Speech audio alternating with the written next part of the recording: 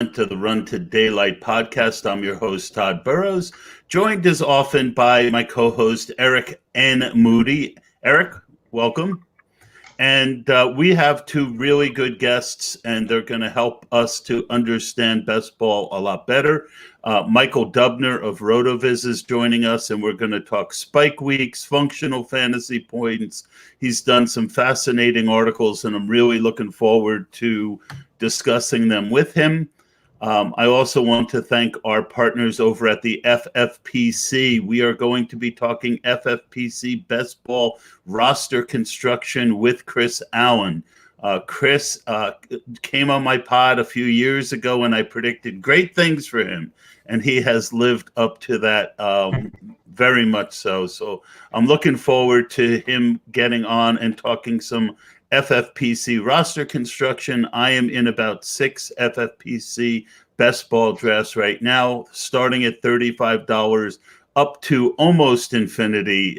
You can play high stakes best ball, dynasty, and coming up soon, we will have the FBG $350 contests. If you buy 3 contests, you get a savings of $50. And also right now, if you sign up for some FBGs, you get a free $35 credit to play best ball. And you have to schedule it. There is a date on there. I don't have it in front of me. I kind of did this last minute today. Anyway, go to myffpc.com, find out more, and thank you everyone for joining us. Eric, welcome to the show. No, excited to be here. Hey, it's Friday night. You know, it's always good to chat about fantasy football. I know they had some news today, which I thought was fascinating. Obviously, a lot of big trades. 49ers, Dolphins. It's just all sorts of activity, which is kind of unique, I would say, for a Friday. I know one thing that's on my mind is like Jimmy Garoppolo, for where all the moves that the 49ers are making, suggest that they're going to lock down a quarterback.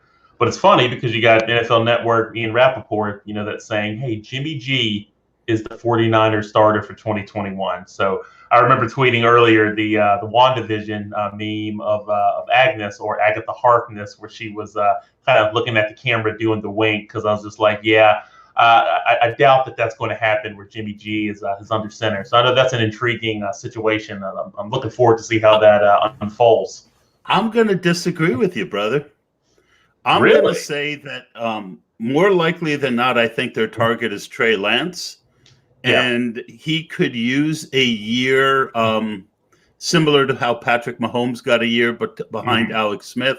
I think the Niners are primed and ready to go to the playoffs. And I think it's up to – I think Jimmy G will – I would say it's 70-80% he's with them on opening day if Trey Lance is the quarterback. And as long as he plays well, I think he will be the starter this year. Yeah. And, give Mr. Lance, 6, 7, 8 weeks at least. And if Jimmy's struggling, maybe you will see them pull the trigger to Trey Lance.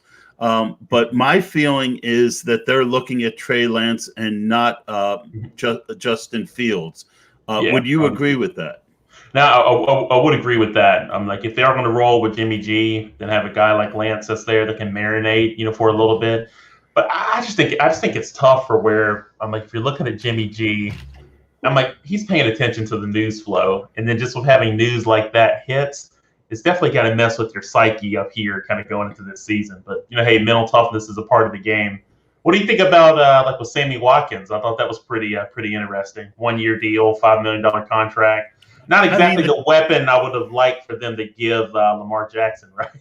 Well, they couldn't get the weapons that they wanted. Yeah. And, that is something that is, is unfortunate, I think, for him. Very. And I just think that, they got the best player left. I just don't know how much Sammy has left in the tank. Yeah, I don't think that he has a lot that's left. And then you've got the other kind of the elephant in the room with Sammy Watkins. It's like, is he going to last like 16 games? Is he going to be available? I know it's a 1-year deal, but it's still just setting up for Marquise Brown to have a really nice season. I know he closed the season out strong last year if you include the playoffs. I know we kind of talked about that on, I think, week 1, I believe, where we talked about that article that I had over at Moody Fantasy Facts about the breakout wide receivers. I know Brown, was one of them. So definitely still elevates, his value, even though you have a guy like Watkins that's there. So it'll be a very intriguing situation there. Trying to think about some other news that's recently hit. Well, Miami made 2 trades. Yeah. They traded down and then they traded up. Mm-hmm. And so that's interesting. I see Chris is on. He can hang out till 9:45. Chris, can you hear me? Wave. If you can. All right, let's you know what, we can talk. A lot of people are going to cover that. Let's get the guy. Let's start with Michael. Yeah. Let's get him on. Michael, how you doing, brother? How's it going, Todd? Thanks for having me on, and you too as well, Moody. Always good to talk. I'm definitely looking forward to hearing Chris as well later. Yeah. I hope Chris didn't misunderstand. I don't mind him being there, but yeah. So I have your article pulled up, sort of, but I think what we're going to do is just start with some questions. I've talked a lot, Michael, about spike weeks. In fact, I've written for RotoViz on spike weeks, especially as it relates to the quarterback position. What is the difference between spike weeks and the term you use in your articles, functional fantasy points? Yeah, so functional fantasy points, it's a stat I created last year that essentially it's just another proxy for the volatility that we really care about, and that's points added to starting lineups. If we kind of go through a quick history lesson of volatility in fantasy football, it really started out first with looking at, say, standard deviation, and with a little bit more sophistication, you'll find coefficient of variation. Jack Miller did an article at RotoViz. That's what I majored in college back in 1918. Exactly. So Jack Miller pretty much showed why this is useless in fantasy football. You've done a lot of work with spike weeks, which really was centered around looking at thresholds of, say, 15 plus, 20 plus, 30 plus fantasy point weeks. And I believe that the new frontier is with what I call functional fantasy points. And functional fantasy points. Is that basically points above a certain threshold? Yeah, exactly. So in other words, up until to make it easier for the non-math people in the audience, there's a threshold of, and below that, the points aren't really worth anything, because this was something Sean Siegel was very interested in back when I worked at RotoViz, and it was because up until a certain point in best ball, your points don't even really count. Is that fair? That's exactly the case. So I found a baseline wide receiver production, and any points below that baseline, let's call it 12 points, is counted as 0 points, because that doesn't really help your team, because you're going to have 7 to 9 wide receivers that are capable of scoring that production in a given week. What's really valuable is having points above that baseline, which is essentially points added to your starting roster. And so that's what functional fantasy points is calculated. Spike weeks include that, right? And so go ahead, Moody.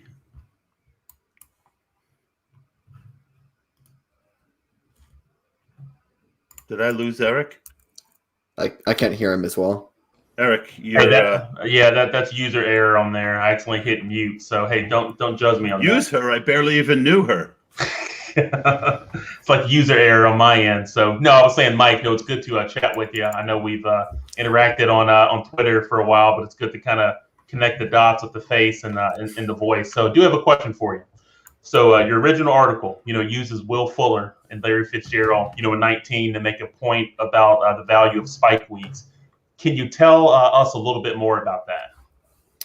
I think that this was a perfect dichotomy, and it is a very good way to kind of conceptualize functional fantasy points. So in 2019, Larry Fitzgerald had an ADP 1 round later and also scored 40 more fantasy points than Will Fuller. So with a later ADP and more fantasy points, that's kind of a recipe for a higher win rate. And yet Fuller was the one with the 10.8% win rate, while Fitzgerald had just an average 8.4% win rate.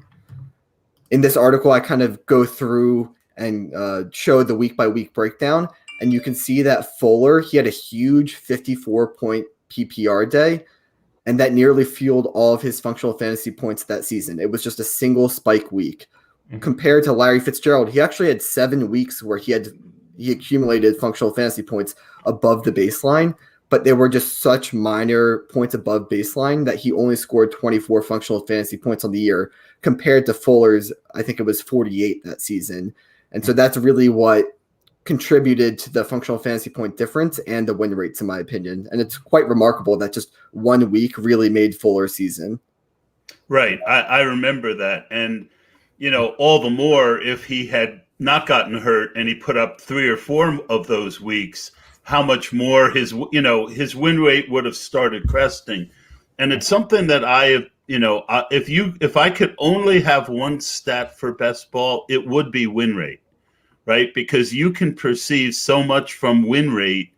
And I think, I had a question about baseline, but I'm going to turn it into the volatility. People assume volatility is good to get away from that baseline that we talked about.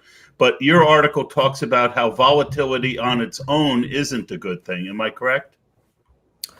So it's, if I'm understanding your question correctly, you may not be.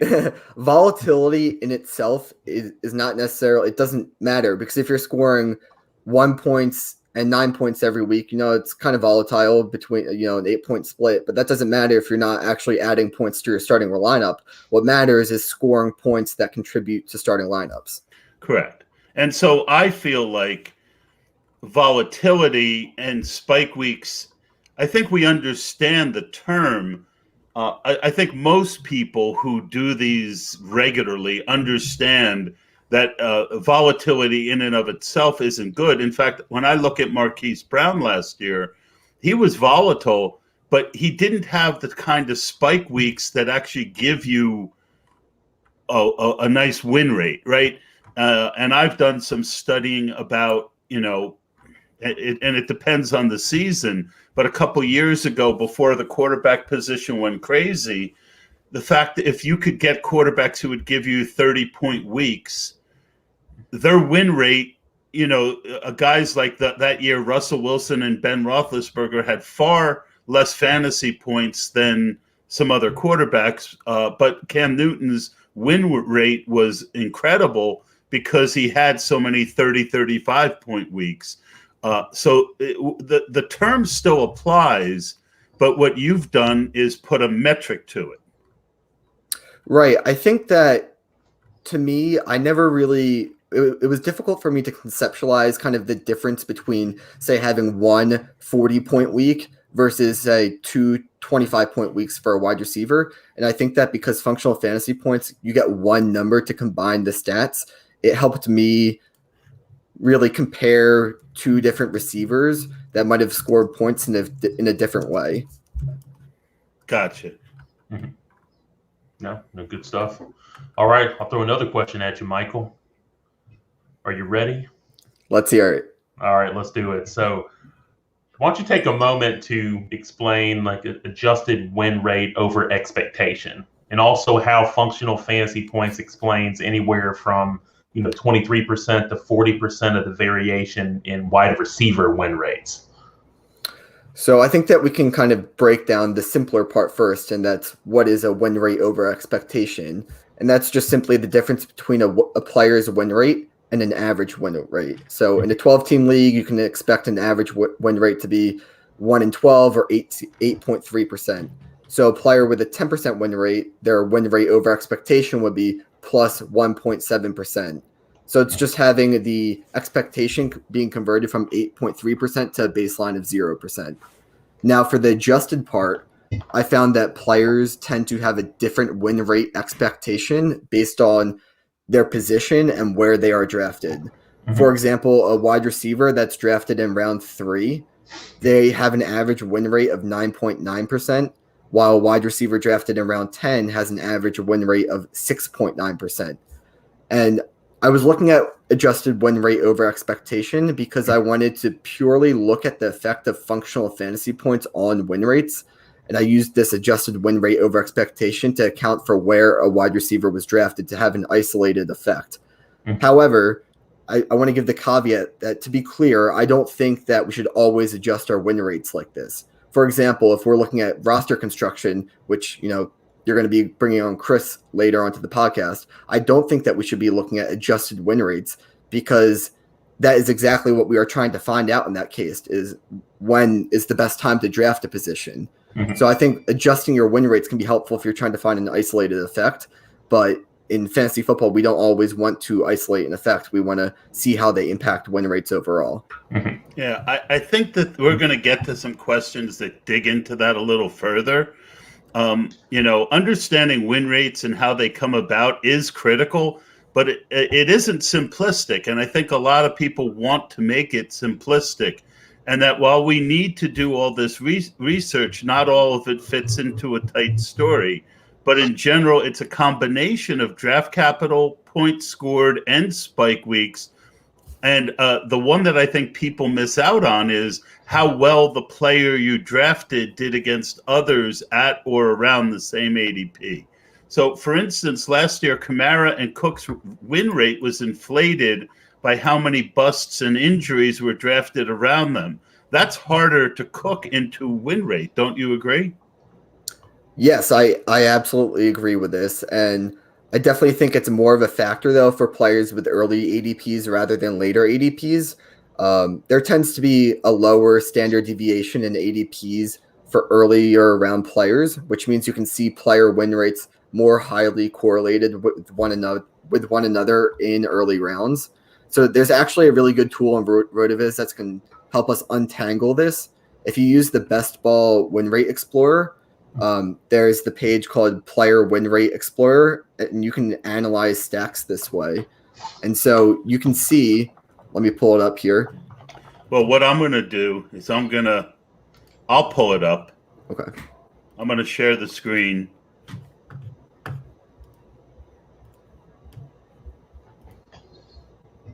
Yeah, it's a really useful tool, and I do like that quite a bit. Yeah, I want everyone to see it. Yeah, Best Ball Win Rate Explorer. Yes, exactly. And then, of course, it wants me to log in, even though I logged in 5 minutes ago. Rotoviz always kicking you off. The only thing that drives me crazy about Rotoviz, I am always getting logged out. So over here, you would which one? Player Win Rate Explorer, correct? Yeah, the second tab right there. Right, and then let's go over to FFPC, and we'll keep it at one quarterback in Classic, and then you can see it loading. And so, like right here, the focus player is Dak Prescott. Why don't you explain that for us? Right, so I can walk us through this. So last year, we had, in the early rounds, 3 glaring busts at the beginning of the draft because of injury. So you had Christian McCaffrey, Saquon Barkley, and Ezekiel Elliott all having very poor win rates. So these were draft picks 1 through 3. And so players with an ADP of 22 through 26 probably had deflated win rates compared to their true value. So if you select Mike Evans as your focus player, he had an ADP of 26.6, right around that 2-3 turn. Yeah, this is what I used to call this the supercharge effect, where when it works in reverse. So let's look at it in reverse. You got Alvin Kamara, and who would correlate with Kamara? You could probably still put Evans in there. We can pick a player with a higher win rate. I don't remember who was going then. Yeah, let me pull it up right here. Yeah, but the point is, win rates are much more volatile in the early rounds. Every year the worst win rates are on guys that were drafted in the first and second round, and the highest are, you would think it's that guy who you drafted in the 14th round, James Conner, a couple years ago, and he had a good win rate, but the highest win rates historically have been guys like Christian McCaffrey and Todd Gurley in their big years, when they match up with other players who also had a good year, like Todd Gurley did that year. Mm-hmm. That's a good point. Yeah, two very consistent players when you look back over that time frame. All right, let me get out of the sharing, but people can check that out and play with it, and I think it's a great thing. All right. Looks like I'm on deck. Yeah, but a lot of the tools at RotoViz are great. Really useful things. One thing I've learned too is that with using those tools, I'm like, if you invest like some time up front on understanding how the tool works, and that goes really for all their tools, including the bestball suite. I'm like, it really enhances your effectiveness on kind of uncovering nuggets and finding some info there. So another question for you, Michael. Do functional fantasy points help us predict future win rates? And then kind of a follow-up to that, and if not, what do they predict? So if we take a step back for a moment, the primary goal here is really to just find an edge that the public is not accounting for. So it's really important to understand that functional fantasy points, it's retrospectively looking at player point distributions. It's not accounting for a range of outcomes, or also what I call as upside. Instead, we're looking at players who score the exact same number of points. Do we want the player with spike weeks, or do we want the one with rather consistent production? And so after creating player matches that compared wide receivers with similar ADPs and PPR, I found that those with higher functional fantasy points on average had an increase of 0.6% in their win rates over expectation. And so that's pretty significant, actually. So if two players were to score the same number of fantasy points, I want the player with the higher functional fantasy points. However, as your question is asking, what about, predicting next year's win rates? When I looked at year-over-year correlation of functional fantasy points, I found that it does correlate year-over-year. However, it's almost all because of their PPR production. If you control for PPR, it does not appear to be very sticky. So as of now, it seems like functional fantasy points is more of a descriptive stat for explaining previous year win rates, but I have not found a way to really predict functional fantasy points better than just predicting PPR fantasy points. Yeah, I think the way that you would is you'd have to dribble off screen a little bit. In other words, you would, like one example is it's kind of a different kind of modeling. Like I remember that year when Devonta Freeman and Tevin Coleman, both had their big win rates when they were in Atlanta. So what I did is I started looking for other running back duos who, because of the uncertainty of the role of who's going to get what, they both, one of them was would pay off because I'm not explaining this well. Freeman was going in like the 7th and Coleman was going in like the 10th. So the next year I took on Ware in the 6th or 7th and Kareem Hunt in the 10th. And then when Ware went down, my Hunt shares, in other words, I would stack them together because I would figure that in the 7th round, Ware was worth it. And in the 10th round, Hunt was there, that they wouldn't kill me if somebody didn't get injured or outright win the role if it was a true split, but that if I got lucky, I would get a huge win rate. And I think that kind of modeling is what functional fantasy points can do. It can lead you to look for people who are in the same situation as the guy who put up the functional fantasy points the year before. Does that make sense? I think that one of the ways I look at functional fantasy points is because it's not very predictive year over year. I look for regression in terms of functional fantasy points. So players who under or overperformed in terms of volatility in the previous year. I think that the public tends to draft based off previous year. So I remember last year people were kind of, I think it was Mike Williams. He was going very high because people thought of him as a volatile player, but actually in the year before he was overproducing his volatility. Or maybe it was the other way around. I forget specifically. But for example, this past year, Jamison Crowder was going pretty late because people thought of him as a consistent receiver, but he was actually this past year quite volatile in terms of functional fantasy points. So you can see that people kind of overcorrect for it almost in best ball. I like that. Yeah, that's good. Why do you say we should stop chasing volatility when it's pretty clear that spike wins do affect win rates in a positive way due to the nature of best ball? Right. So I think that's kind of what we've kind of been touching upon briefly. And it's just counterintuitive in that we know that functional fantasy points clearly positively affect win rates. But as we discussed, functional fantasy points appears to not be predictive, and the players with higher functional fantasy points in the year prior tend to be drafted earlier in the following season. So even though it's because the stat is not predictive year over year, we can kind of see regression towards the mean, even though players are being drafted earlier. Yeah, spike weeks are somewhat predictive, but like when you gave a good example of Jamison Crowder, what made him so spiky is he put up more touchdowns than you would have expected. And he also got more catches than we would have expected. Because he got more catches, he had more opportunities for touchdowns, and that gives you more chances for spike weeks. Eric, go ahead. Yeah, another app, that came to mind, like at RotoViz, was the ranges of outcome. That tool.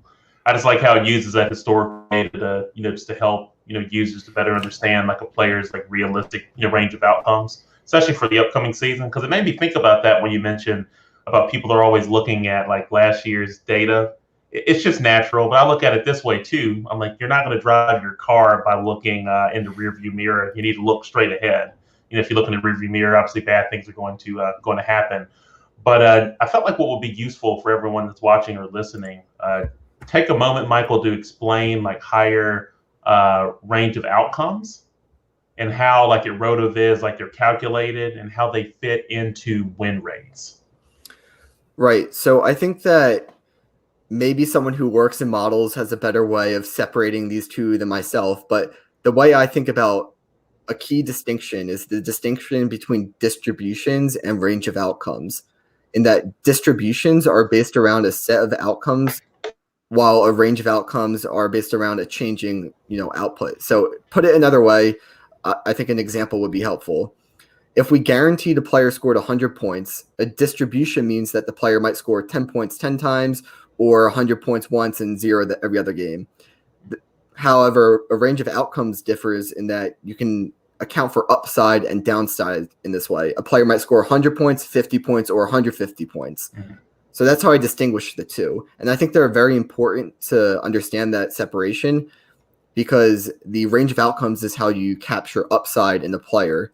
And RotoViz helps us do this by using the range of outcomes tool, and it uses historical data to come up with player comparisons to see how other players have previously done it in the following season, to create a range of outcomes for a player's projection.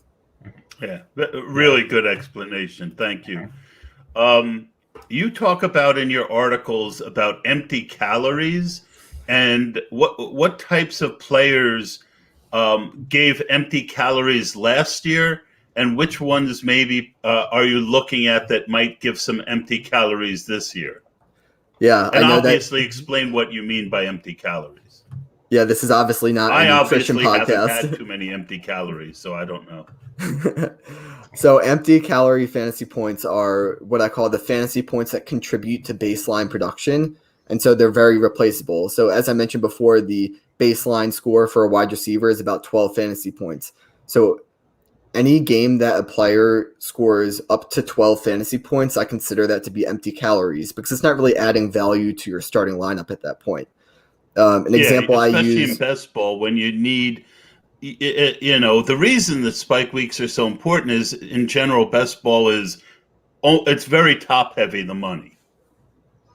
Right. And so an example of this is someone like Danny Amendola. Last year he scored 104 fantasy points, and yet he only scored 2.8 functional fantasy points. These are the players like Larry Fitzgerald and Frank Gore, where you look back at the end of the year and you see that they finished relatively highly in total PPR points, but you just intuitively know that they didn't actually help your starting lineups. Those are the empty calorie fantasy point players. Yeah, and in general in best ball, it's my rule to try and avoid players like that. I'd rather take a shot on some rookie running back, a wide receiver who runs fast. Because early you're not drafting any empty calorie players. At least I hope not. But I think it's a big mistake. Like, people are going to point to Cole Beasley and say he's Mr. Empty Calories, but last year he put up over 200 points.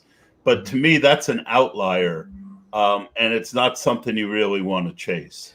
My hot take for the 2021 season, I'll give you an early-ish round wide receiver who I think is more of an empty calorie player, is someone like Robert Woods. I think that he tends to be overvalued given his lack of upside and spike weeks in best ball leagues. I think he's a great, traditional fantasy football player, but for best ball, he tends to be overvalued in my opinion.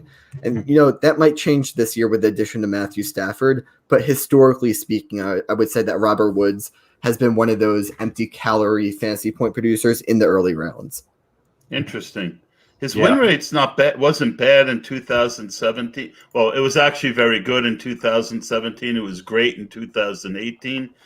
11.6 and 14.0. But since then, you're right, as they got away from the pass more, he the last 2 years, he was being drafted earlier and had win rates of 8.4 and 9.5, which isn't terrible.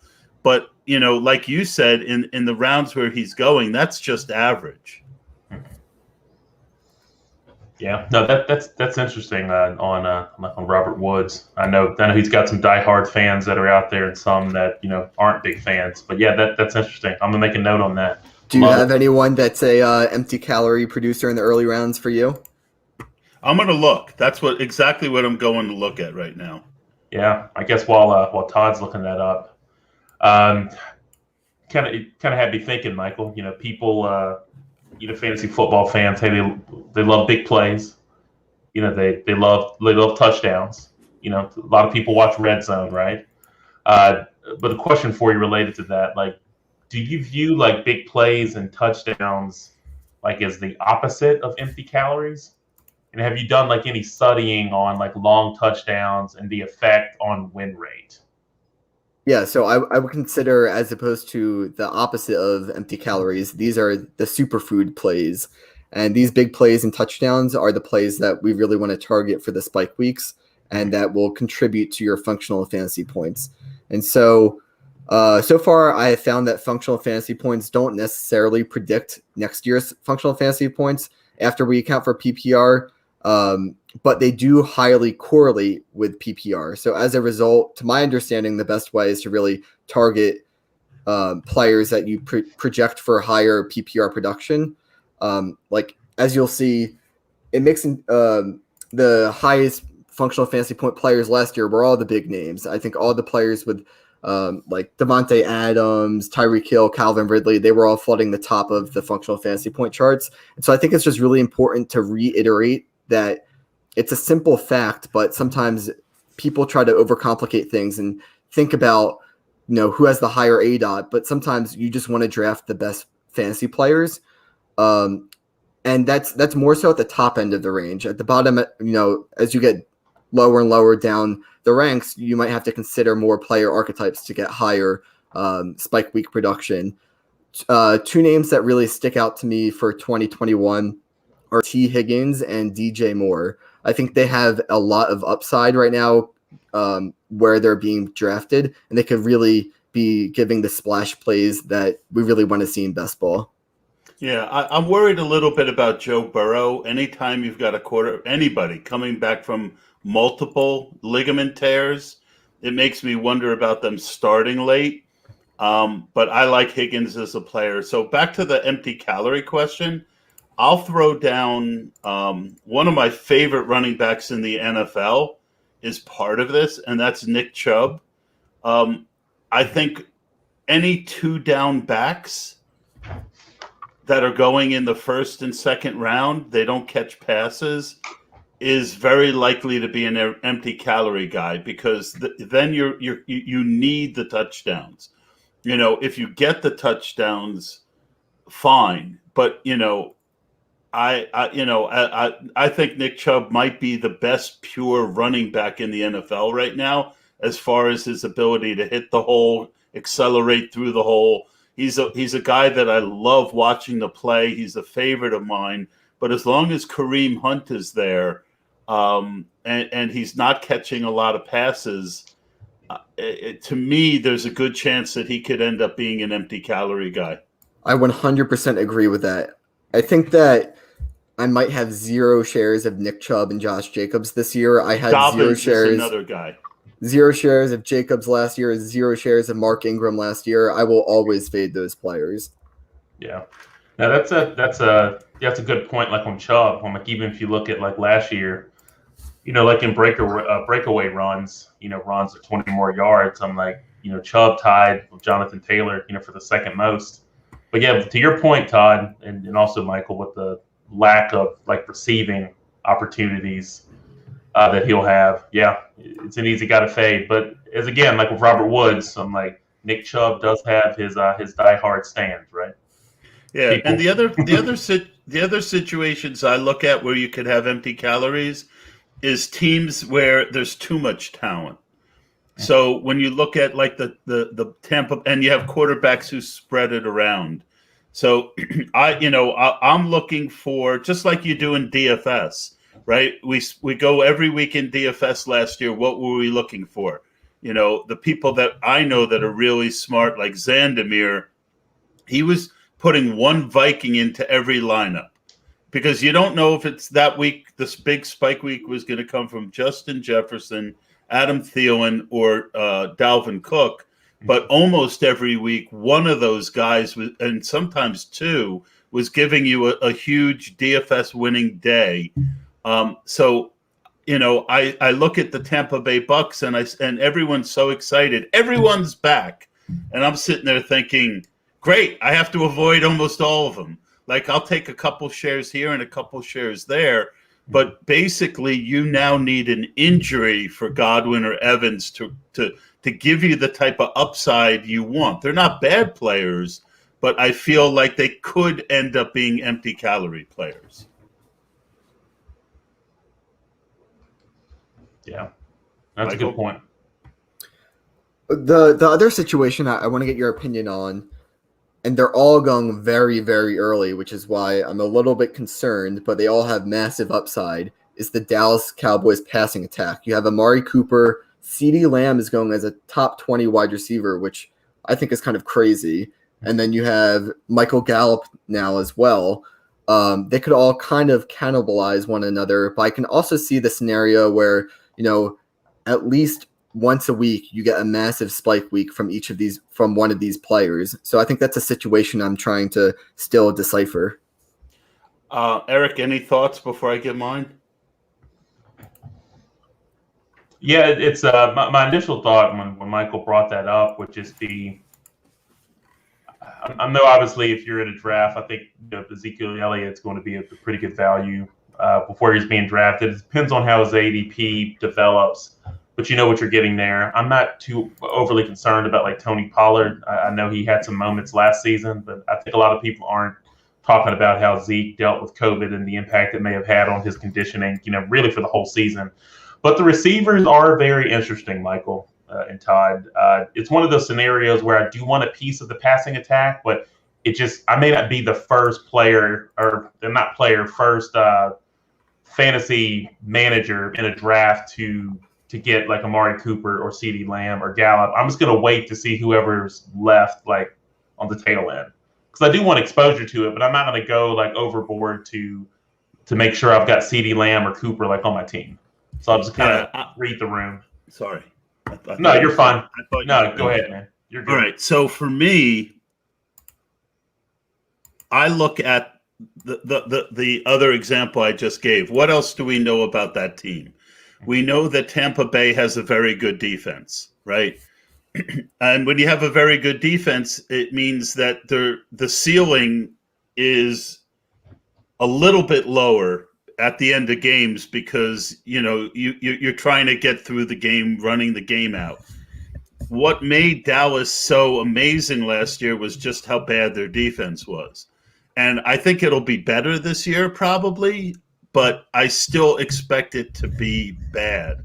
So I do want to be at least even weight on CeeDee Lamb because I think whether it's next year or the year after, he's going to be a first or second round pick. He's just that good, right? So I don't want to, 2 years ago, I was big on Chris Godwin and he gave me a nice win rate. Last year, Calvin Ridley, nice win rate. When you see these wide receivers who, it's the same thing again, back to DFS, something that JM to Win talks about. Who are the $6,500 guys who we think are going to be $9,000 by the end of the year? Who are the $4,500 guys that are going to be $6,000? I think CeeDee Lamb. I think Amari Cooper, we know what he is at this point. So I'm less likely to want to take a shot on Amari. But CeeDee Lamb is a guy that I feel could give me that first or second round value, and I don't want to miss out on it completely. I think the real key to the Dallas offense is just getting their RB1 Tony Pollard on every team. Well, I have had so much Tony Pollard the last 2 years, and I was going to avoid Zeke completely. And then I realized that the 5 or 6 games that Dak was there, Zeke deserved to be drafted in the first round. So, I'm not going to completely fade him because, as I've been very honest about, that's what's killed me the last couple of years, trying to pick winners and losers in the first couple rounds.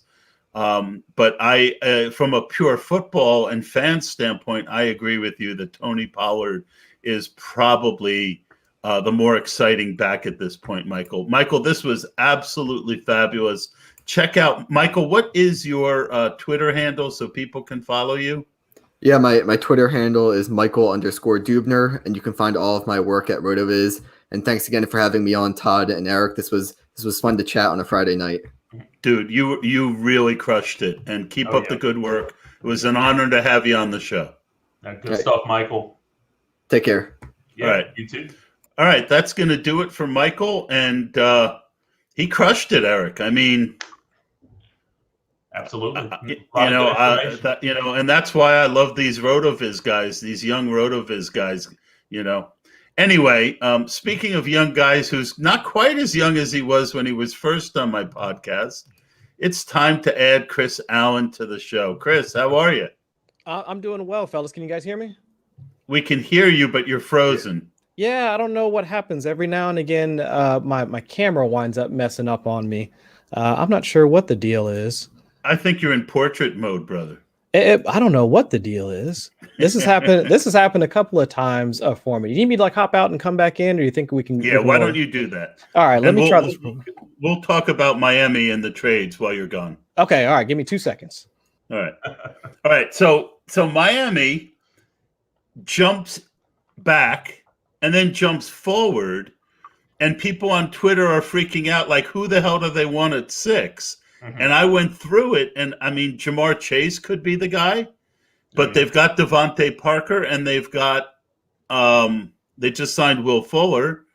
Do they want a running back? An offensive lineman? I mean, I could see an offensive lineman maybe, but I don't know that there's one that's that much better.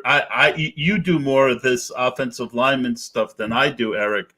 Who do you think the Dolphins might be looking at 6? Yeah, I was thinking about that. Earlier. I could see it going so many different ways. They could go with a lineman. I'm like, they could use a running back. They could use a wide receiver. I'll tell you. I'm an offensive line guy. Since I played the position, but I would really see. Oh, there he is. Hey, Chris. Hey, what's going on, guys? Yeah, I would see them. I would like to see them land like Jamar Chase. That's what I would like to see them do.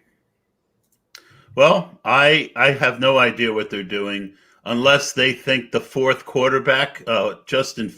I don't know. I think it's too early to give up on Tua. I mean, you spent the 4th or 5th pick in the draft on Tua last year. Yeah. I don't know, but one thing I do know is they dropped back to 12th, picked up 2 first-round picks, and only gave one of them back to go up to 6. Mhm. So now they've got a future first-round pick. They've got the 6th pick in the draft. They've got a lot of draft picks. I am really impressed overall with what they one of those organizations who we felt was never going to get it right seemingly is starting to get it right. Yeah.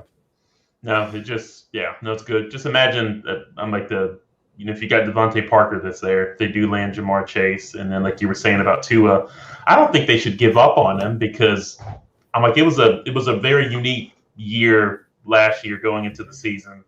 So it threw off a lot of NFL players' rhythm, I'm sure. But then you never want to discount a quarterback's development from like the rookie season, to their second year. So I'm excited to see what Tua brings to the table. And I'm just salivating thinking about him throwing footballs to Jamar Chase and also Devontae Parker. But anyway, maybe they want to reunite him with Devontae Smith. I think it would be too early for him. Chris, how you doing, bro? I'm doing all right, fellas. How y'all doing tonight? Good. Tell us a little bit about where your career has taken you. I mean, we're doing podcasts last season with Dink and Mike Leone. Yeah. You've been doing really good for yourself. Tell us a little bit about it. Oh man, I think since the last time you and I got a chance to sit down, I mean the industry has been kind to me. I'm not going to lie to you. Unlike your camera. Yeah, exactly. I'm always fighting with technology, but never with the fantasy football industry. But I think being able to work for a number of great sites, 4for4 is typically my home, but I've been able to branch out, and I've worked with the folks at Numberfire, Dynasty League Football. I caught on with NBC Sports Edge this past season. Oh, that's cool. I didn't even know that one. Yeah, and also over at Football Guys as well. So it's just being able to network and meet with folks like Joe Bryant, talking with Silva and Dink, like you had mentioned. It's just really it's been really great. I mean, for lack of a better term. But I think the big thing is continuing to work in a niche area, which has primarily been the weather research. So that's what you can find me at Twitter, Chris Allen FFWX, and the WX for weather. I mean, that's what has gotten a lot of folks interested in my work. But then on top of that, being able to provide a decent amount of analysis when it comes to best ball, redraft, and all that, because that's my background. I mean, I'm an engineer by trade.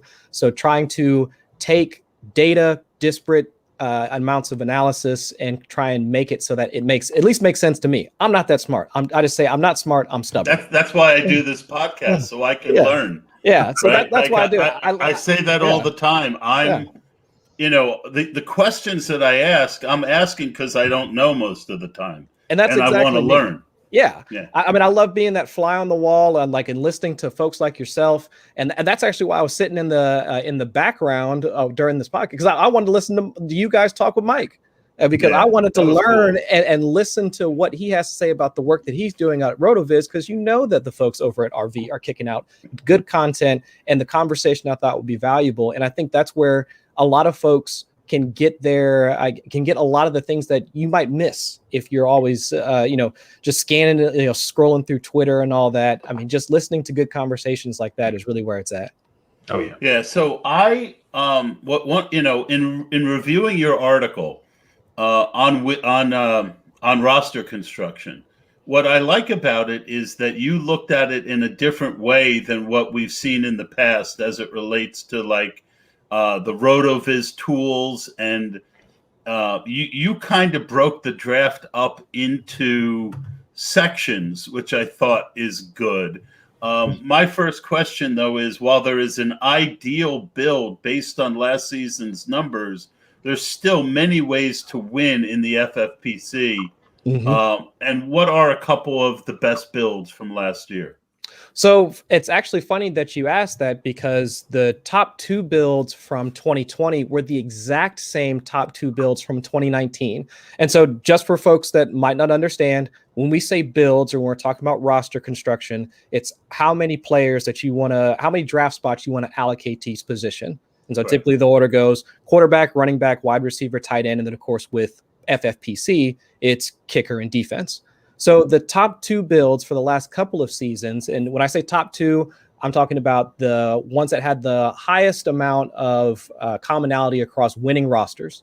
So exactly, where with Michael we talked about player win rate. What we're talking about now is roster construction win rate. Exactly, yes.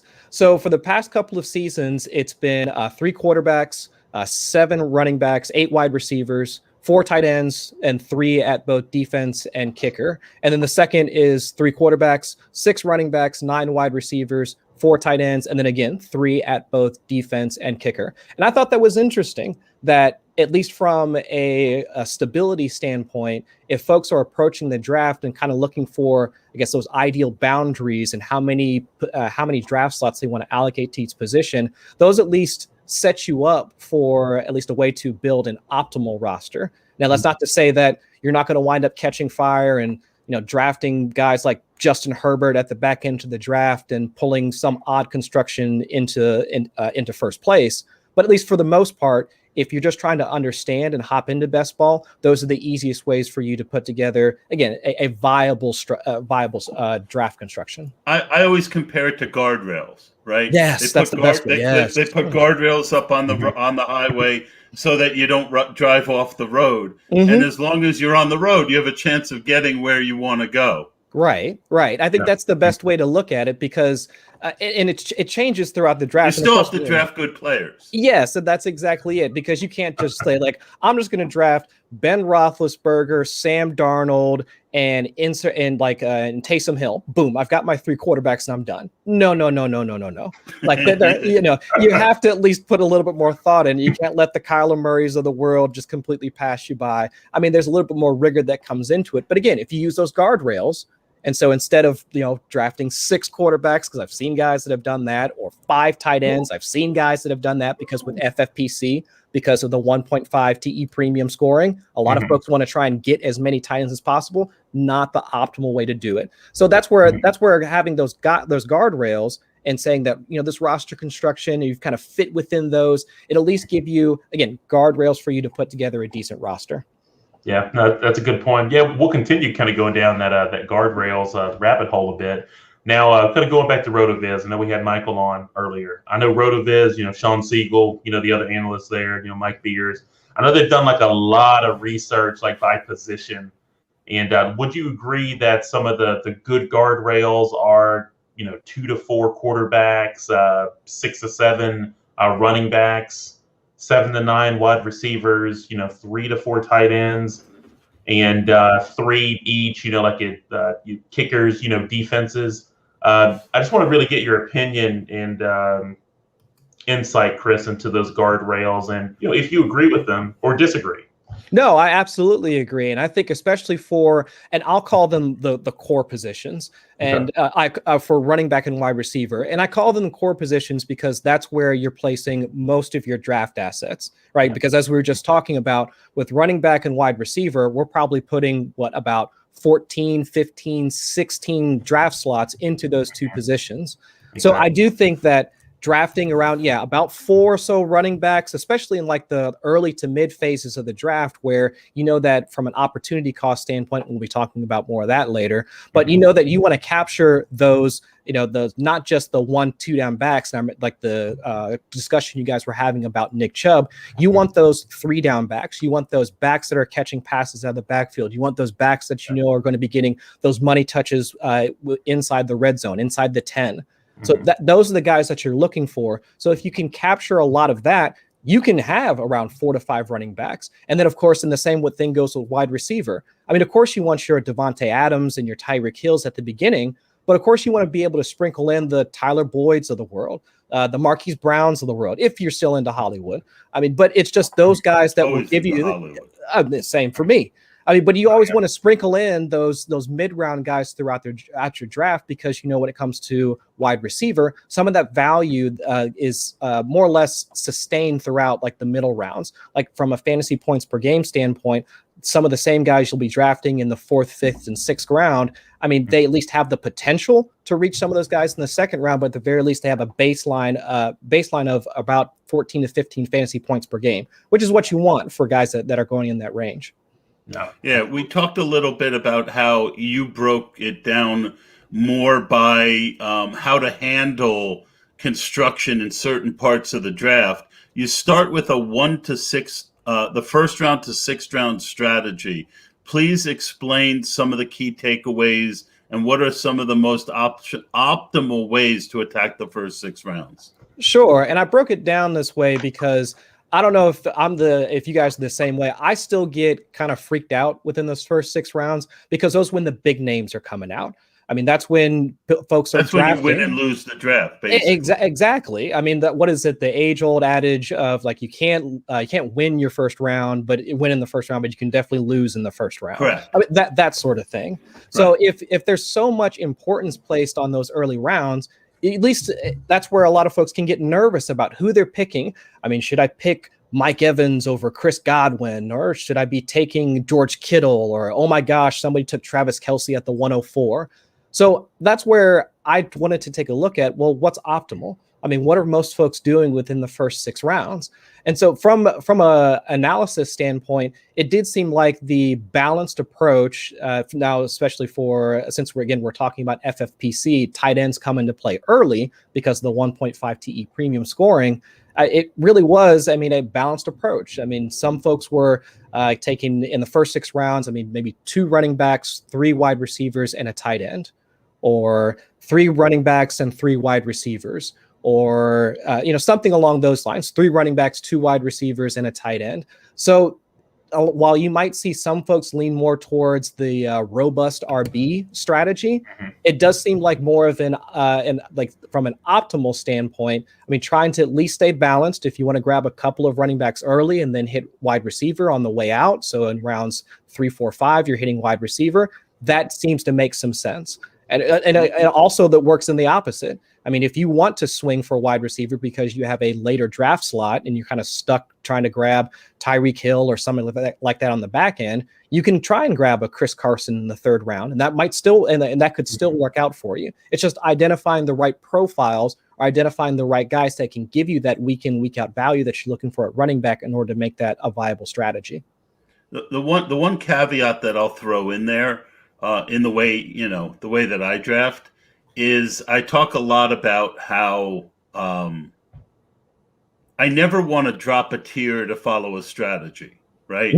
So if I've got player A in tier 1 and player 2 in tier B, and I go in saying, and now it's round 4 and I've already got 3 wide receivers. Well, being balanced is something I believe in, and I think it's very important.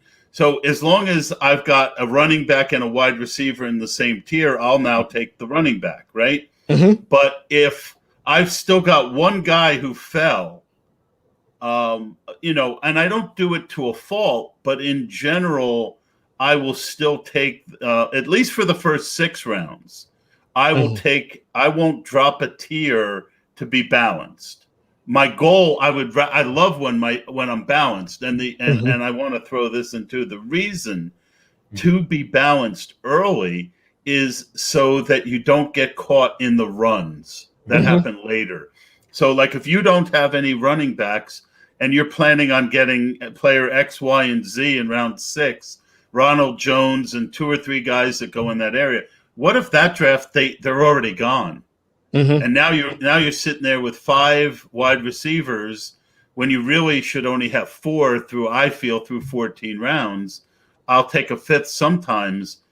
If you wait, the benefit of being balanced, Chris, and I think you'll probably agree, is that you're more able to adjust to the runs of the draft. Absolutely. And I think this goes back to the point that we were all talking about earlier, is that these constructions, they're like guardrails. I mean, do you have to have 3 running backs and 3 wide receivers, or 2 running backs, 3 wide receivers, and a tight end? No. If the value presents itself in the 3rd, 4th round, let's say for some reason, let's say if you were to draft Travis Kelce in the 1st round, and then you're thinking, oh my gosh, I mean, I'm seeing all these running backs, I'm seeing all these wide receivers. So I want to grab a running back. But let's say for some odd reason, Devontae Adams were to fall to the 2nd round. I'm just talking in extremes. There's no way I'm going to sit there and try and, latch onto that run and let a guy like Devontae Adams pass me in the 2nd round. So you have to be flexible when it comes to your draft. You have to be able to identify value. And in having your tier set up, like you had mentioned, allows you to see that across positions, I should be looking at, if I'm not able to get this value at running back, well, let me just pivot, grab a wide receiver, and then now I need to look for a different running back or a different position on my next draft pick. So I wholeheartedly agree that while these are optimal strategies, it just depends on your particular draft and where you're at in your draft, so that you can make plans to, I guess, not necessarily, strategize in order to make sure you're picking up that value at your other positions later on. Yeah, you have to be flexible. Because one takeaway that I have from what you mentioned, Chris, and also Todd, is that you can't be so rigid for where it's like I can't do it. I got to stick with this position. And so what I'm hearing you say is that just to be clear, like you're not saying to take like less qualified players, like to fit into these strategies. But again, to your point, I'm like, these are truly like kind of guardrails or guard posts, right? Mm-hmm. Yeah, exactly. And I think to build on that point a bit more, it really is. I mean, you do have to try and in those first 6 rounds, plan out. I mean, what's going to happen in the remaining 22 rounds. I mean, your decisions right there in the first 6 rounds, whether it's 2-3-1 running back, wide receiver, tight end, or whatever combination you take, that's going to set up what you do later. Because if you're balanced, you might say, hey, in the 7th round, I might try and grab a quarterback because I'm fairly set at my other positions. But if you've wound up taking more wide receivers early, you might want to grab a running back in the 4th, 5th, 6th round in order to fill that slot. I mean, what you do in those first 6 rounds, it really does change like how you're going to approach the middle rounds, and then obviously the late rounds as well. Yeah, you have to have contingencies, right? Mm-hmm. I mentioned that you seem to favor a balanced approach. I know for myself, I've got this one thing in the FFPC I do, is that I whether I could be balanced early or not, I want to be balanced by the end of round 14. I want to have 2 to 3 quarterbacks, 4 running backs, 4 wide receivers, maybe, and 2 to 3 tight ends, because that's when the kicker and defense runs start. Mm-hmm. And if you're out of balance too far there, you could really run into some suboptimal, not builds, but some you might end up with what you said, 4, 6 or 7 running backs, but if you only had 2 through 14 rounds, you're really playing from behind. So that's kind of like my regrouping point. Mm-hmm. That I want to.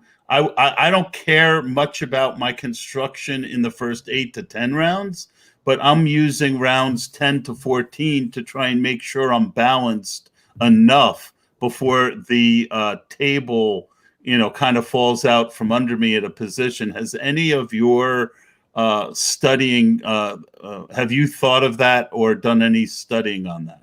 Yeah, I've looked at how many running backs or wide receivers you would typically take by about the middle rounds. And the middle rounds, I think, especially nowadays, and I'm sure we'll talk about how quarterback ADP has been pushed up, but those middle rounds, that's where that minefield of should I start taking quarterback or whatever, that's where that starts to occur. But when we're talking about trying to fill out your other spots and not necessarily adhering to roster construction, but at least strategizing on what your roster construction is going to look like, you want to try and look at, where are those dips in value going to be at? Because if now folks are focused on quarterbacks, well, guess what? that means that those running backs are now starting to fall. Those running backs that you might not have been able to grab in like the 7th round might be available in the 8th. And consequently, if a quarterback's being taken in the 8th, they might be available in the 9th, so on and so forth. So running backs that are now typically being available, I'm seeing that the draft rates by winners in the 9th and 10th round. That's where a lot of folks are able to capitalize on that value. They're able to take a lot of those running backs in those rounds in order to pick up some of that value you might not have been able to collect earlier. So yeah, I wholeheartedly agree that while the early rounds might play a factor in your decision making and you want to try and capture as much value as you possibly can, once you get into those middle rounds, and especially once you get up to round 14, that's really where you need to start to regroup and see what are you going to do after, like you said, the kicker and defense run that's probably going to happen for the next 4 to 5 rounds. Okay. Yeah, because if you haven't gotten it by then, you might not get it. Go ahead. Exactly. Sorry. Oh, no, that's fine. Yeah, I'm saying let's dive a little bit deeper down, down this well. So I know there's a lot of talk year in and year out about different strategies, zero running back or a modified zero running back approach. Chris, with your studies and your findings, does it support or disprove any of those strategies? And what I'm more curious about is have you researched one running back in the 1st round or the 2nd round, that listeners or those that are viewing can target and kind of punt the position till later, in the draft? Let's kind of talk about some of those players. If there's one running back, in that ADP range that comes to mind. I got you. And I haven't looked at that specifically, but I would say that from my experience, looking at optimal builds and when we're discussing what works for a larger group of folks. So let's say your normal, not necessarily casual, because if you're drafting on FFPC, you ain't a casual drafter. Yeah. But I would say that if it's possible. Perhaps. But I'm joking because it is. It's especially this time of year. It's a shark. Every draft. Absolutely. Every draft, it's oh God, him again? Yeah, I know. I'm starting to I'm recognizing a lot of names. It's geez, these guys again. It's they're taking my lunch money, Todd. But I would say that from an optimal standpoint, there's no, I'm hard pressed to believe that any fragile strategy like zero RB or robust RB or anything like that is going to wind up falling into the optimal strategy. Just because for one reason, at least the main reason I can think of is because it's not employed that often. From a population standpoint, because if we're looking from a statistical standpoint, and if we're looking at all the drafts that happen, say out of 1,000 drafts, how many people are actually going to employ a zero RB strategy? 50? I mean, maybe less than 10%. It's not a widely used strategy. I mean, for even folks like Sean Siegel that employ it, I mean, it's not something that they're going to do every single time that they draft. So to say that but to your point, even if they do, it's still going to only make up a small, that I never thought of it before, but boy, it would be interesting to see. Yeah. And I know RotoViz has the tools to do it with their roster construction manager. If there is 100 zero running back drafts and 15 of them win, that's pretty darn good. Yeah. Yes. If you have to, you adjust for the amount of times that construction is used versus looking at the entire population, which is the data. That's how I assemble the data for my articles. Zero RB will never come up because it's just a small part of the entire population. Now, again, that's not to say that's bad. I mean, we've seen it work. I mean, Todd, you and I, we used to talk to guys Mike Beers and all that have tried to use that strategy in the past where it has worked for them. But it's one of those things where I use the strategy. To me, it's a tool in the toolbox. And this year, I've been doing a lot more modified running back, which is the one stud. And then I've only have to worry about filling, if he wins, if he has a good year, then, especially early when we know so much less, I have much better chance, I feel of that 10th to 23rd round, 4, 5, 6, 7 running back actually hitting. Right. So yeah, no, I believe in this strategy. It's just a matter of, again, like you said, Chris, drafting the best guys, and then when the zero RB build comes my way, I know how to handle it. Mm-hmm. Yeah, right. I know, not only because a lot of people don't realize that it's not just drafting a bunch of late running backs, but it's the type of running backs that you look for. Third down backs, backups, who are behind, who we really think could get a good workload. Mm-hmm. Anyway. Yeah, and I think that's where, and I've listened to so many podcasts, and I've actually tried to employ the same strategy myself. That's where you're looking for the Tony Pollards. Last year, when it was Zach Moss, where we were thinking if Devin Singletary were to go down, like he winds up taking over the lion's share of the work. The Latavius Murrays of the world. I mean, it's those guys that are slotted in as RB2s. Alexander Madison is another example, where we know that if the RB1 that's already in place were to go down, or even if they cede 50% of the touches, that's where that value from the 10th, 12th, 14th round now completely vaults you to the top of your league. And if you can find those guys and coupled with the wide receivers that you spent the first 6-7 rounds drafting, that's where you win. Right. But again, it's one of those strategies that because it's not employed enough, it'll never pop up in like top 12 win rates, because it's just the pool is so diluted by that point with your regular builds and all that, you'll just never see it. But that's never that. But yeah, but that's never. That's not to say at all that they're not that they cannot. That's why I wanted to ask you the question. Mm-hmm. And I do believe I've used it myself. It's just that I never wind up hitting on the guy. I think last season when I tried it, I tried with Saquon Barkley, didn't work. I tried it with Zeke, didn't work. I think I even tried it with McCaffrey for the couple of times that I had the 101, didn't work at all. If I just use Alvin Kamara, that might have worked, but it's just trying to hit on the right guy and then harnessing the power of the build afterwards in order to vault you to the top. Mm-hmm. Yeah, good stuff. All right, let's see. Okay, you mentioned quarterback, right? Mm-hmm. So quarterbacks this year, like from top to bottom, we're going like 2 to 3 rounds earlier than last year. So what are your recommendations for players to handle this core change to the established norms?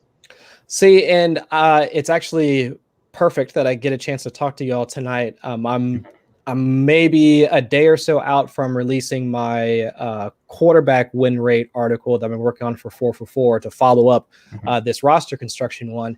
And I tried to approach it in a different manner than the roster construction, because with roster construction, it's just, what happens at different phases, what worked, what didn't work or whatever. Mm-hmm. But with such a monumental shift, at least in my eyes, to where quarterbacks are being drafted, you cannot leave a draft this season without one of the mobile quarterbacks. I just don't see how it's possible. Because the thing that because of the spike weeks that you can get from them. Exactly. And it's not just the spike weeks, but it's the opportunity cost that's involved in taking them. I mean, if we're now talking about taking Dak Prescott, Russ Wilson, Kyler Murray in the 5th, 6th, 7th round, I mean, who are we competing with in terms of value at the other position? It's 4th, 5th, 6th round this year. Yeah, exactly. I mean, it's even worse now. I mean, there's I thought I had it pulled up. Yeah, I'm in a draft right now. And let's see, Dak Prescott, I took him. Dak was in the 5th. Kyler Murray was in the 4th. Jalen Hurts is in the 6th. I mean, once you get to the 7th round, you're talking about guys that like Matt Stafford and Joe Burrow and Tom Brady. I mean, but the 8th is even worse. Yeah, it's even worse. Trevor Lawrence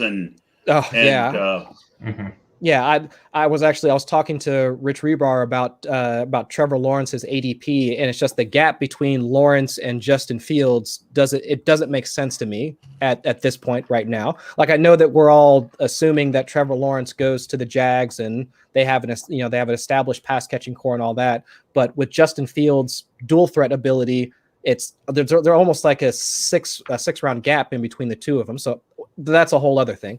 But to quarterbacks specifically, one of the ways that I was breaking it down is by comparing opportunity cost across the positions.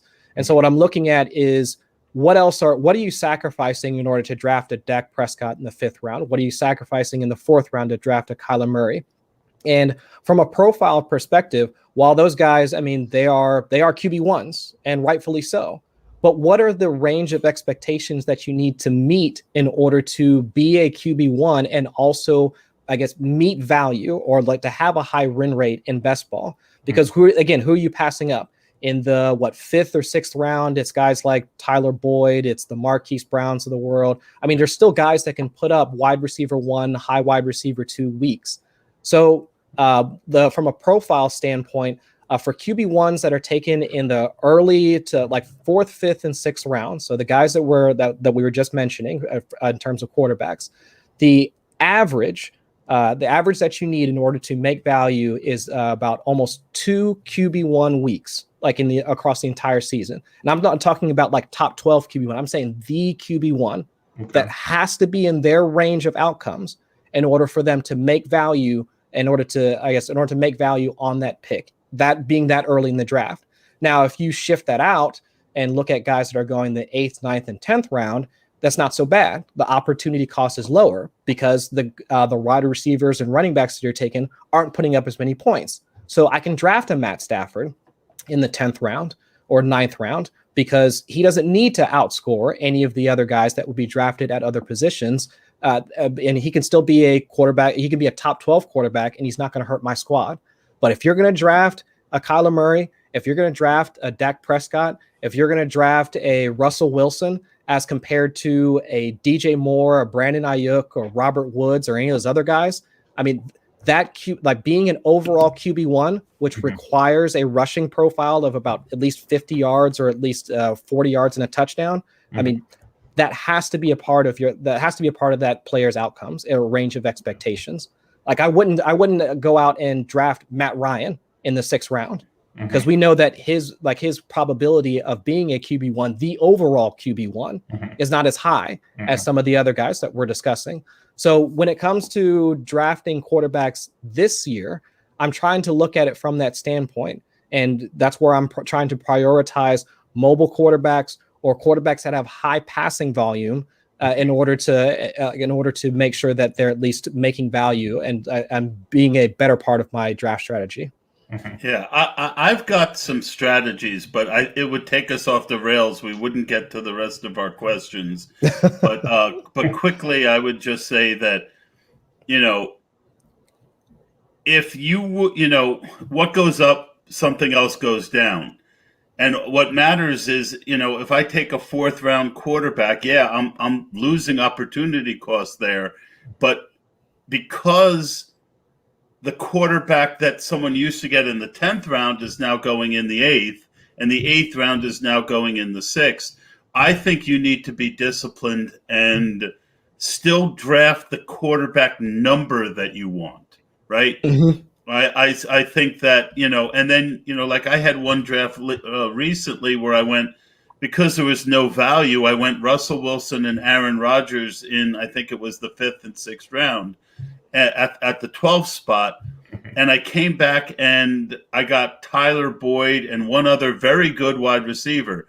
So, but the guys who were drafting quarterbacks around me who didn't, who got that, guy at the better position, they ended up with Trevor Lawrence and Burrow and quarterbacks with some serious questions where I still got good wide receivers. So ultimately it comes down to, your team versus the other teams and the overall value. So, sometimes I'll take a quarterback in the 5th and then, there's too many good guys to pass and I'll take 2 later. But it's a conundrum. I do want to ask you about the tight ends. Your study showed that early tight ends is good. And, as you mentioned, people aren't dumb. So now we're finding Travis Kelce going from last year, like pick 8 or 7 to pick 3 or 2 or 4. And you're also seeing Kittle and Waller go very early. Has that dynamic made you less likely to want an early tight end? If I miss out on those guys, yes, because similar to the quarterback discussion that we were just having, it's about the tight end number that you're getting, right? I mean, if I can't get the tight ends like 1, 2, 3, maybe 4, if you want to try and lump in like Logan Thomas, I'm still on the fence about that one. He's a completely separate tier. Later. Yeah, at least he's going later. People aren't believers yet. Yeah, exactly. I mean, I'm kind of lumping him into the guys that I would want to draft in the early rounds. But past that, it's more of a let me look at some of the guys that are going later in order to, again, not sacrifice too much in terms of opportunity cost, where I know that I can get more value at other positions, specifically wide receiver. At least for me, that's where I typically like to draft my wide receivers. So yeah, when it comes to early round tight end, take your if you can get a chance to grab a Kittle, a Waller, a Kelsey, like at value, okay, fine. And then afterwards, and then after that, I mean, you're trying to look at getting any sort of value at the other positions later on, because you've sacrificed so much. I mean, you sacrificed your Devontae Adams, your Tyreek Hills of the world, your Aaron Jones is in the second round. It's some of those guys in order to get your tight end. So like we were talking earlier, in terms of being flexible and planning out your draft, you would need to then account for those other positions as you move deeper into the draft.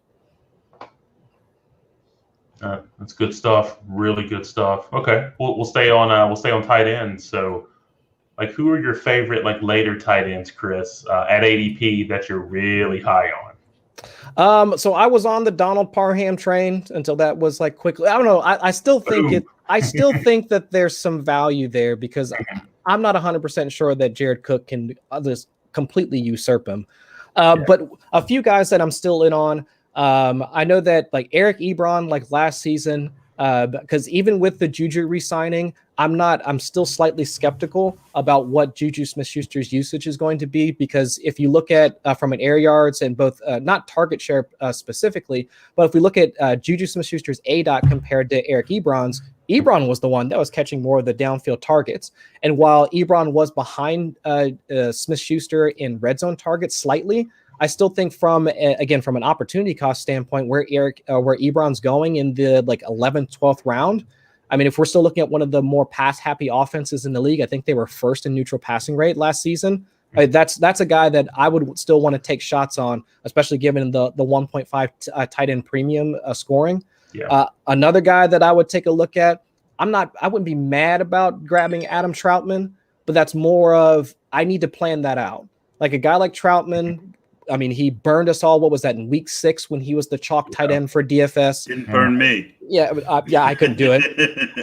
I avoided that landmine. Thanks. I didn't. Okay, so the funny part is, so he graduates from University of Dayton. I live in Dayton. So it's like I wanted to root for my hometown guy. I'm recently divorced, so I'm hoping to do some dating.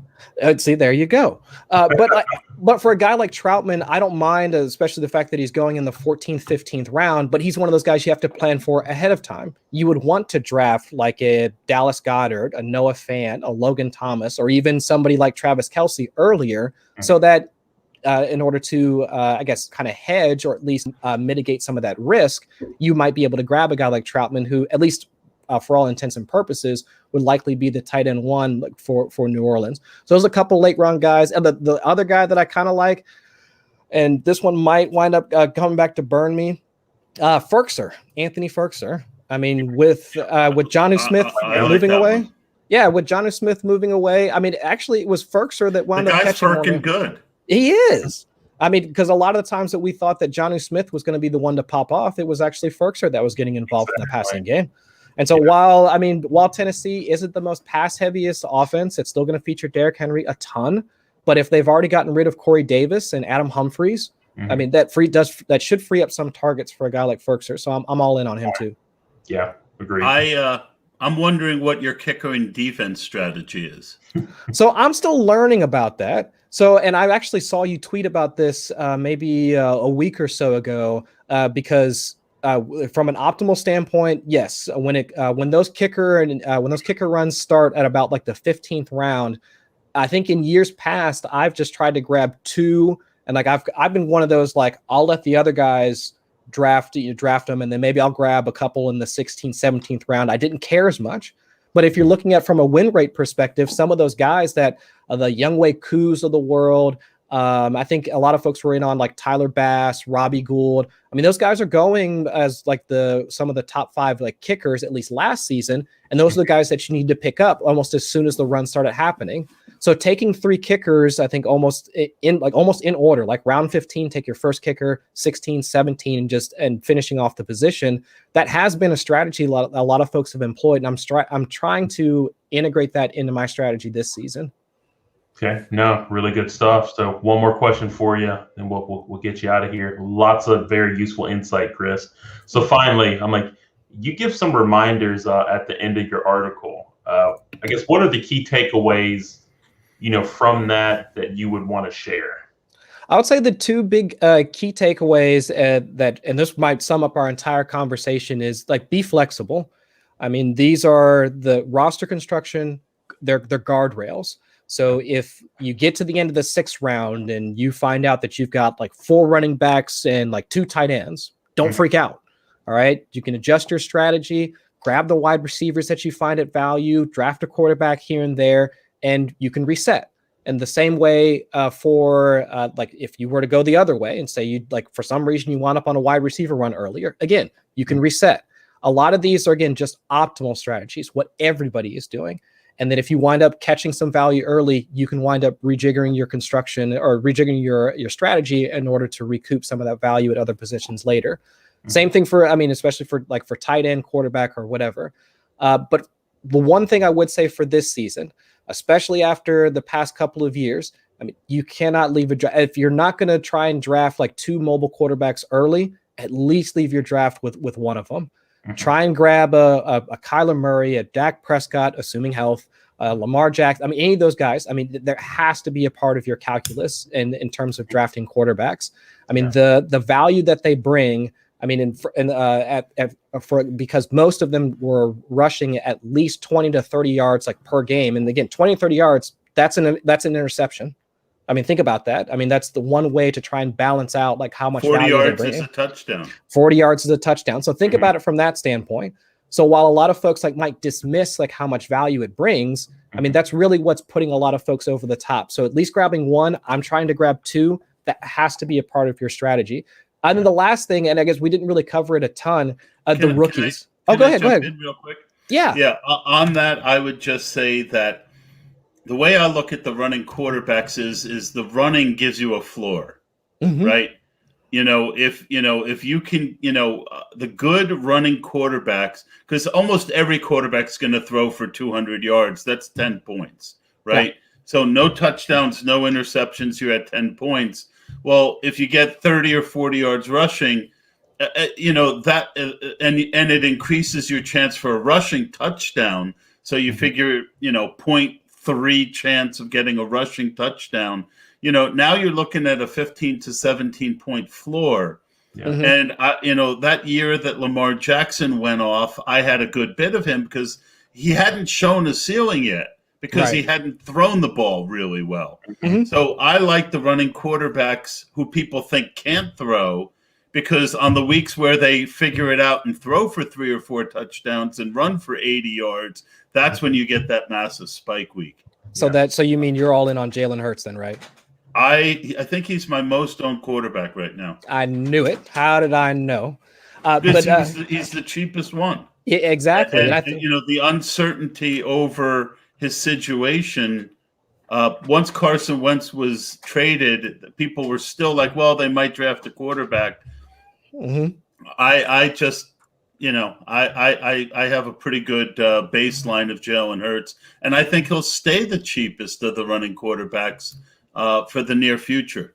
I agree. And I think if there's any way that you can grab him at cost now, because my guess is, especially we'll see what they do in the draft, the hype around that Eagles squad, if they wind up grabbing a wide receiver, or if they try and move Zach Ertz and they get any sort of draft capital back so they can add more to that offense, I can just see Jalen Hurts like ADP start to pick up. for sure. Well, you also can get Fulgham and Rager in the double digits. Yeah. I've been getting Fulgham in the 27th, 28th round. Mhm. The guy really flashed. Anyway, Yes. I do think we are up against the end of it, but you had one last point you wanted to make, Chris. Go ahead. Oh, the last point I was going to make is about the rookies, especially at this time of year. A lot of folks are going to be trying to take their shots on any of the rookie running backs or the rookie wide receivers that are going to be coming out. For running backs, it's a bit more difficult because, I mean, you really do need to have that majority rushing share within your offense in order to make value. I mean, even with Jonathan Taylor being as hyped as he was last season, I mean, his value, he wouldn't be able to make value from a best ball perspective unless he got that, 6 or 7 week stretch where it was just him, no Jordan Wilkins. I mean, Nyheim Hines was moved to that ancillary role, and he was also scoring touchdowns. Like, you need that volume, you need those touchdowns. Mm-hmm. So with running backs, it's a bit more cut and dry. With wide receivers, we just need targets. Justin Jefferson, level targets, 16, 17% target share within an offense, along with touchdowns as well. But we need that baseline set of targets where you are operating as, at the very least, the team's wide receiver one or close to it in order to make value at least from a rookie perspective. Awesome. Chris can be found on Twitter at Chris Allen, and that's Chris with a C. Chris Allen, FFWX. Follow him. Love him. He deserves all your love. All your love. I appreciate it, fellas. I don't know where I was trying to go with that, but wherever it was. I'll take the love. Good. Good. Although I don't think you're going to love the way your face is frozen right now. No. Yeah. I'm thinking probably not. Probably not. But hey, man, I am always so excited to have you on. As always, you do amazing work. You've come along so far in your podcasting. My goodness. And it was a pleasure having you on. Thank you so much. I still remember you coaching me up, so I appreciate you being with me every step of the way, Todd. And always Absolutely. Good talking to you, Eric. Always good talking to you. You're one of the few that comes back and says thank you. All right, everyone. That's Chris Allen. And partner, that was a good show. No, it was phenomenal. Hey, a lot of really useful information that I think anyone that's listening can immediately implement, in any best ball drafts, that they have in the near future. So I thought you were going with a Led Zeppelin, All of My Love, I was going Beatles. The outdoor. Beatles. Okay. All my love to me. Okay, gotcha. I was going to go Beatles. I was thinking something with some classic rock there, but no, I thought it was a phenomenal old show. guy music. Yep. Oh no, I love the old guy music. I got my bass guitars back here. I'm a Cream fan. My favorite band overall is Led Zeppelin. So, Zeppelin. You can't argue that. This week we talked FFPC. Next week, Eric, we've got Scott Barrett coming on to talk about his fan ball roster construction, and he, we've booked him for the whole hour and a half. It's going to be very in depth. I know I'm looking forward to it, and I'm looking forward to doing it with you. Thanks again for joining me, folks. That's going to do it for this episode, and we will see you next week with the Run to Daylight program. Have a good weekend.